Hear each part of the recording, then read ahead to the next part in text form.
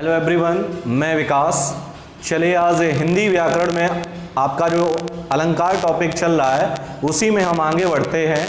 आज आपका अर्थालंकार में दूसरा है रूपक अलंकार। जो प्रकार है अर्थालंकार का दूसरा है रूपक अलंकार। रूपक अलंकार को जानेंगे।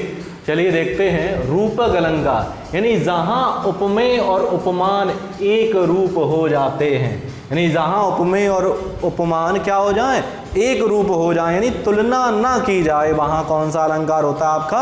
रूपक अलंकार होता है। एग्जाम्पल समझते हैं इसका।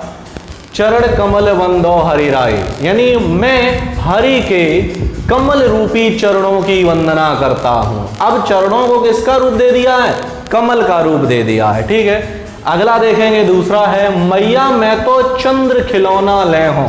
मैया मैं तो चंद्र खिलौना ले हूं, यानी भगवान कृष्ण हैं, चांद को देखते हैं और कहते हैं माँ मुझे चंद्र खिलौना चाहिए। यानी वो चांद को ही खिलौना कह रहे हैं कि मुझे वही खिलौना चाहिए। वो ये नहीं कह रहे हैं कि मुझे चांद के जैसा खिलौना चाहिए, वो मुझे चांद ही, यानी चांद को ही वो खिलौना समझ रहे हैं। अगला देखते हैं। तीसरा एग्जाम्पल, वन सारदी चंद्रिका चादर ओढ़े। वन सारदी चंद्रिका चादर ओढ़े, यानी जब बर्फ पड़ती है तो वहां पे क्या होता है, जंगलों पर जो बर्फ गिर जाती है ऊपर, तो ऐसा लग रहा है कि मानो चादर यानी कैसी ओढ़े हुए है चादर? शरद रूपी, यानी शरद रूपी चादर ओढ़े हुए। अगला है पायो जी मैंने राम रतन धन पायो। ठीक है, तो यहां पर आपके कुल 4 एग्जाम्पल हैं और ये चारों ही आपके बहुत ही मोस्ट हैं। ठीक है, तो रूपक अलंकार हो गया आपका। अगला देखते हैं। नंबर 3 है आपका उत्प्रेक्षा अलंकार। उत्प्रेक्षा अलंकार में क्या होता है? जहां उपमेय में उपमान की कल्पना की जाए। क्या की जाए? कल्पना की जाए, ना तुलना की जाए, ना रूप दिया जाए। क्या किया जाए? कल्पना की जाए या संभावना की जाए, तो वहां कौन सा अलंकार होता है आपका? उत्प्रेक्षा अलंकार होता है। इसमें एक चीज और होती है, इसमें जो आपके आ जाते हैं, जैसे वर्ड आ जाते हैं, पहचान है आपकी जनु जानो मनु मानो। ठीक है, जनहु मनहु। ठीक है, अगर ये भी आपको शब्द किन्हीं पंक्तियों में मिल रहे हैं तो इसका मतलब आप सीधे सीधे समझ जाइए कि वहां पर आपका कौन सा अलंकार हो जाएगा? वहां आपका उत्प्रेक्षा अलंकार हो जाएगा। सीधी सीधी इसकी यही पहचान है एक। अगर ये आपको शब्द मिल रहे हैं जनु जानो जनहु मनहु, ठीक है, अगर ये आपको कहीं भी मिल रहा है किन्हीं पंक्तियों में और पूछा जाए कि बताइए यहां पर कौन सा आपका अलंकार होगा, तो कौन सा हो जाएगा आपका? उत्प्रेक्षा अलंकार हो जाएगा।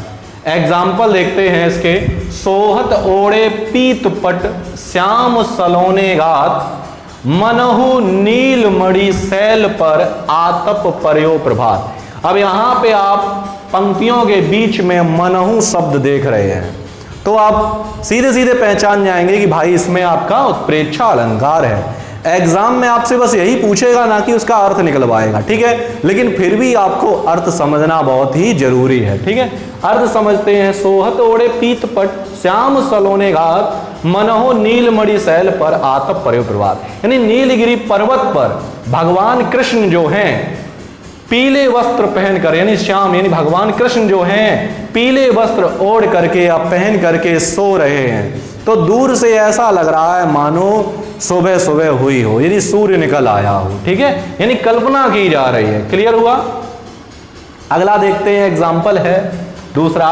सिर फट गया उसका वहीं मानो अरोड़ रंग का घड़ा। मानो अरोड़ रंग का घड़ा, यानी उसका सिर फट गया तो दूर से ऐसा लग रहा है, कल्पना ऐसी की जा रही है मानो जो उसका सिर है वो कैसा है? लाल रंग का घड़ा है। अरुण मीस होता है, क्या होता है? लाल रंग। क्या होता है? लाल रंग। ठीक है, लाल रंग का घड़ा लग रहा है, दूर से ऐसा लग रहा है, यानी कल्पना की जा रही है। तो क्लियर हुआ? रूपक अलंकार में क्या होता है? उपमेय और उपमान एक रूप हो जाते हैं। उत्प्रेक्षा में क्या होता है? उपमेय में उपमान की क्या की जाती है?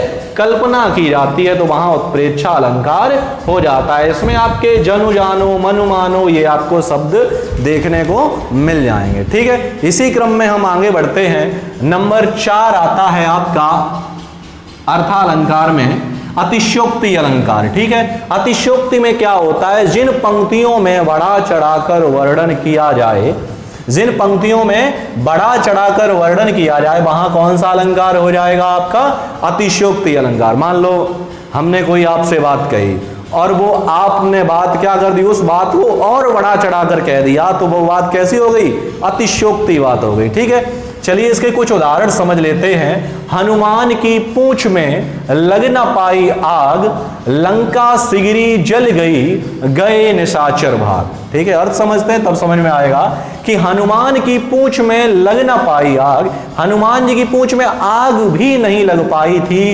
लंका सिगरी जल गई, यानी सारी लंका जल गई, और गए निशाचर भाग, भूत प्रेत सब कोई भाग गया। यानी हनुमान की पूंछ में आग भी नहीं लगी थी, यानी लंका भी जल गई और भूत पिशाच जितने भी थे सभी भाग गए।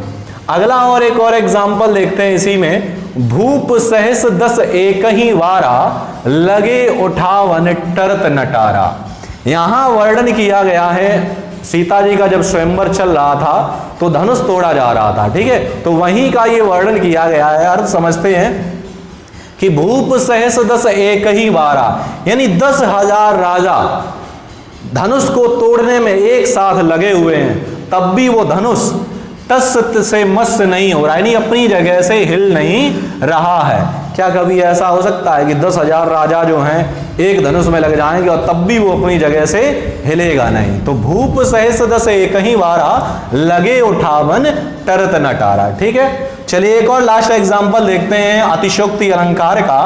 आगे नदियां पड़ी अपार, घोड़ा कैसे उतरे उस पार, राणा ने सोचा इस पार, तब तक चेतक था उस पार।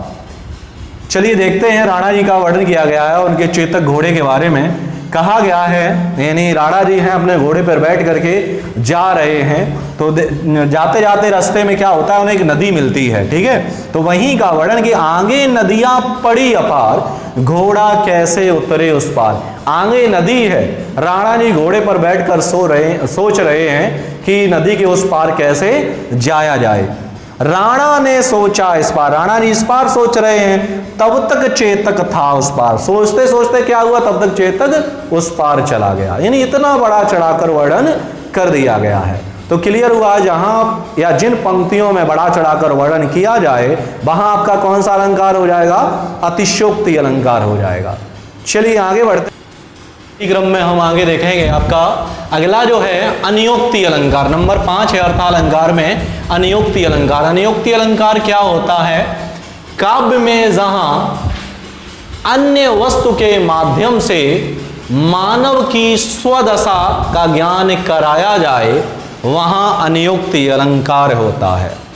अगर सरल भाषा में समझें, जैसे हम किसी को बात कह रहे हैं, उस बात को स्पष्ट रूप से ना कह करके किसी दूसरे माध्यम से वो बात कही जाए तो वहां आपका क्या हो जाएगा, अनियोक्ति अलंकार हो जाएगा। क्लियर हुआ? ठीक है, आगे एग्जाम्पल देखते हैं। माली आवत देख कर कलियां कहें पुकार, फूली फूली चुन लई काल हमारी बार। यानी इन पंक्तियों में कलियों के माध्यम से मनुष्य को कहा गया है, इंगित किया गया है। क्या किया गया है कि माली आवत देख कर कलियां कहें पुकार। माली को आता हुआ देख कर कलियां कह रही हैं, क्या कह रही हैं, फूली फूली चुन लई, यानी जितने भी फूल खिले हुए थे सभी को चुन लिया गया है। सॉरी, फूली फूली चुन लई काल हमारी बार, और कल हम भी खिल जाएंगे और हमें भी तोड़ लिया जाएगा। इसी प्रकार कहा गया है कि जितने भी बुजुर्ग हैं सभी मर रहे हैं, आज मर रहे हैं, और आप भी एक दिन बूढ़े हो जाओगे, आपको भी मरना होगा। ठीक है, तो आज के लिए हम इतना ही रखते हैं, मिलते हैं अगले वीडियो में, तब तक के लिए